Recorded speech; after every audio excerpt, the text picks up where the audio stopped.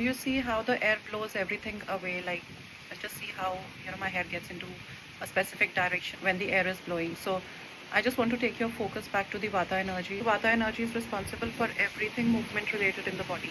Anything that's moving in the body, is because of the action of Vata. Vata is the energy of movement. So if Vata energy is really bizarre, like you see the way the air is blowing right now, it's kind of, blowing away my hair in some other direction. Even if I try to keep my hair stable, I cannot, because the force of the Vata energy is so high that it's changing the direction of my hair, in the direction where it is blowing.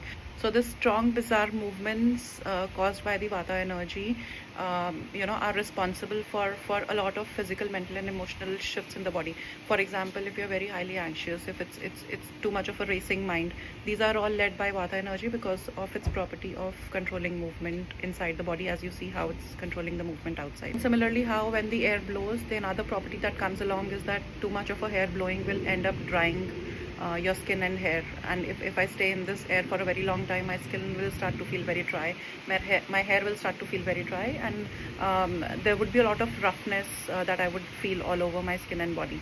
Similarly, inside the body, when there's too much of a Vata, it starts to absorb all that moisture, that lubrication, and your body starts to feel dry. And so if you're very high on dryness, that's also one of the traits that you may be high on Vata energy. So what controls Vata? Now, if the air gets still right now, automatically that stillness will make my hair get back into its own form without creating any movement in bizarre directions. Similarly, for the Vata to be controlled, you have to bring in a state of stillness inside the body and the mind. So which means doing some stilling practices like meditation, doing some pranayama, really slow and stilling practices, eating foods which are heavy and dense in nature. So if the air is moving, it has a light quality. You need something dense, something heavy to control that light air. So foods like, oil-rich foods which have that kind of a heaviness will end up controlling this Vata energy. So when we start to understand nature and the properties of these 5 elements, and when we try to apply it on our own body, all of this makes so much of a sense, which becomes the fundamental foundation on top of which everything is built in our body.